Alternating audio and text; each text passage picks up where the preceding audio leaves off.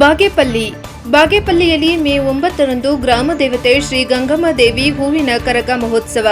ಬಾಗೇಪಲ್ಲಿ ಪಟ್ಟಣದ ಇತಿಹಾಸ ಪ್ರಸಿದ್ಧ ಗ್ರಾಮ ದೇವತೆ ಶ್ರೀ ಗಂಗಮ್ಮ ದೇವಿಯ 37ನೇ ವರ್ಷದ ಹೂವಿನ ಕರಗ ಮಹೋತ್ಸವವು ಮೇ 9ರಂದು ವಿಜೃಂಭಣೆಯಿಂದ ನಡೆಯಲಿದೆ ಎಂದು ಗ್ರಾಮ ದೇವತೆ ಶ್ರೀ ಗಂಗಮ್ಮ ದೇವಿ ಕರಗ ಮಹೋತ್ಸವ ಸಮಿತಿಯ ಸದಸ್ಯರು ಹಾಗೂ ಹಿರಿಯ ಮುಖಂಡ ಎಜಿ ಸುಧಾಕರ್ ತಿಳಿಸಿದ್ದಾರೆ. ಪಟ್ಟಣದ ಕೋಡಿಗೊಂಡೆ ರಸ್ತೆಯಲ್ಲಿರುವ ಗ್ರಾಮ ದೇವತೆ ಗಂಗಮ್ಮ ದೇವಾಲಯದ ಕಚೇರಿಯಲ್ಲಿ ಕರಗ ಮಹೋತ್ಸವದ ಸಮಿತಿಯ ಮುಖಂಡರು ಗುರುವಾರ ಪತ್ರಿಕೆಗೆ ಮಾಹಿತಿಯನ್ನು ಹಂಚಿಕೊಂಡು ಕರಗ ಮಹೋತ್ಸವಕ್ಕೆ ಮೇ 7ರಂದು ಗುರುವಾರ ರಾತ್ರಿ 8 ಗಂಟೆಗೆ ಹಸಿ ಕರಗ ಕಾರ್ಯಕ್ರಮದೊಂದಿಗೆ ಚಾಲನೆ ನೀಡಲಾಗುತ್ತದೆ ಎಂದರು.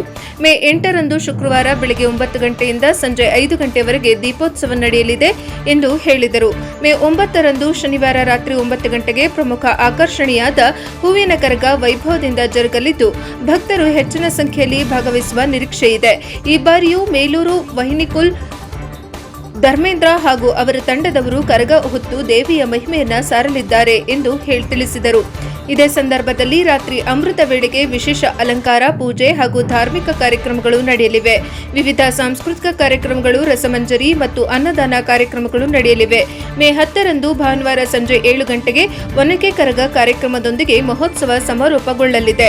ಕರಗ ಮಹೋತ್ಸವಕ್ಕೆ ಪಟ್ಟಣ ಸೇರಿದಂತೆ ಸುತ್ತಮುತ್ತಲಿನ ಗ್ರಾಮಗಳಿಂದ ಹಾಗೂ ಕರ್ನಾಟಕ, ಆಂಧ್ರಪ್ರದೇಶ ಹಾಗೂ ತಮಿಳುನಾಡಿನಿಂದ ಸಾವಿರಾರು ಭಕ್ತರು ಆಗಮಿಸುವ ನಿರೀಕ್ಷೆ ಇದ್ದು ಸಮಿತಿ ವತಿಯಿಂದ ಅಗತ್ಯ ಸಕಲ ಸಿದ್ಧತೆಗಳನ್ನು ಕೈಗೊಳ್ಳಲಾಗಿದೆ ಎಂದು ತಿಳಿಸಿದರು.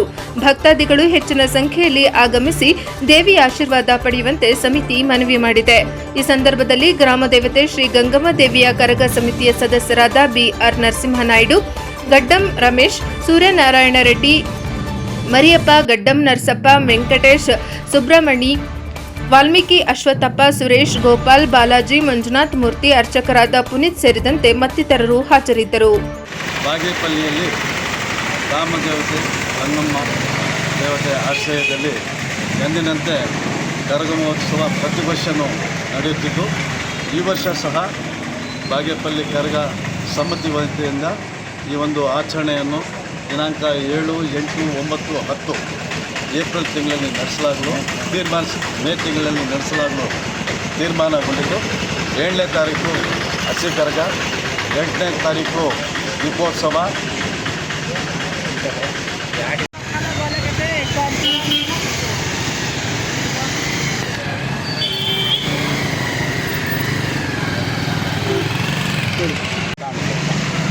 7ನೇ ತಾರೀಕು ಹಸಿ ಕರಗ, 8ನೇ ತಾರೀಕು ಚಂಡಿ ನೃತ್ಯ, 9ನೇ ತಾರೀಕು ಕರಗ ಮಹೋತ್ಸವ ಹೂವಿನ ಕರಗ, 10ನೇ ತಾರೀಕು ಮತ್ತು ಒನಕೆ ಕರಗ. ಈ 4 ದಿವಸ ಬಾಗೇಪಲ್ಲಿಯಲ್ಲಿ ನಮ್ಮದೇ ಆದಂಥ ಒಂದು ಪರಂಪರೆ ಇದೆ. ಆ ಒಂದು ಪರಂಪರೆ ಹಿನ್ನೆಲೆಯಲ್ಲಿ ಸಾಂಸ್ಕೃತಿಕ ಕಾರ್ಯಕ್ರಮಗಳು, ವಿವಿಧ ಕಾರ್ಯಕ್ರಮಗಳು, ಅನ್ನದಾನ ಮತ್ತು ವಾದ್ಯಗೋಷ್ಠಿಗಳು, ವಿಧವಾದಂಥ ಒಂದು ಕಲಾ ತಂಡಗಳಿಂದ ಬಾಗೇಪಲ್ಲಿಯಲ್ಲಿ ಆ 4 ದಿವಸ ಕಾರ್ಯಕ್ರಮಗಳು ನಡೀತದೆ. ಈ ಬಾಗೇಪಲ್ಲಿ ಗ್ರಾಮ ದೇವತೆಯ ಕರಗ ಸಮಿತಿ ವತಿಯಿಂದ ಈ ಕಾರ್ಯಕ್ರಮವನ್ನು ಹಮ್ಮಿಕೊಳ್ಳಲಾಗಿದೆ. ಎಂದಿನಂತೆ ಆಂಧ್ರಪ್ರದೇಶ, ತಮಿಳುನಾಡು ಮತ್ತು ಕರ್ನಾಟಕದಿಂದ ಈ ಒಂದು ಪ್ರತ್ಯೇಕವಾದಂಥ ಕರಗ ಮಹೋತ್ಸವಕ್ಕೆ ಜನರು ತಂಡೋಪವಾಗಿ ಬರ್ತಾ ಇದ್ದಾರೆ. ಅದೇ ರೀತಿ ಈ ಸಲ ಕೂಡ ನಾವು ಬರ್ತಾರೆಂದು ಆಶಿಸ್ತಾ ಇದ್ದೀವಿ. ಇವತ್ತು ಅದರ ಜೊತೆಗೆ ಈ ಕರಗ ಜೊತೆಗೆ ದರ್ಗಾ ಸಮಿತಿಯವರು ಕೂಡ ಈಗಾಗಲೇ ನಮ್ಮನ್ನು ಸಂಪರ್ಕಿಸಿದ್ದಾರೆ.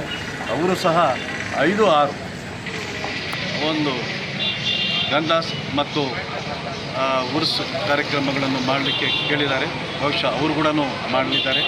1ನೇ ತಾರೀಕು ಮೇ 1 ನಮ್ಮ ಜಾತ್ರೆ, ಗಡದಂ ಜಾತ್ರೆ, ಇಡೀ ರಾಜ್ಯದಲ್ಲೇ ಪ್ರಸಿದ್ಧ ಜಾತ್ರೆ.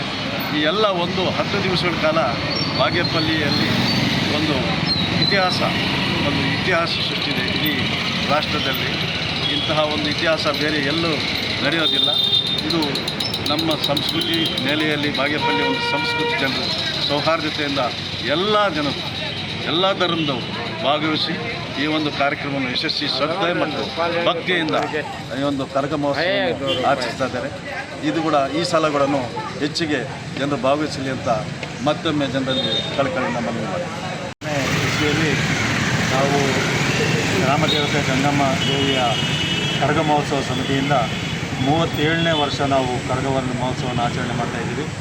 ಈ ಕರಗ ಮಹೋತ್ಸವದಲ್ಲಿ ಸಾವಿರಾರು ಸಂಖ್ಯೆಯಲ್ಲಿ ಭಕ್ತರು ಭಾಗವಹಿಸಿ ಕಾರ್ಯಕ್ರಮಗಳನ್ನು ಯಶಸ್ವಿ ಮಾಡ್ತಾಯಿದ್ದಾರೆ.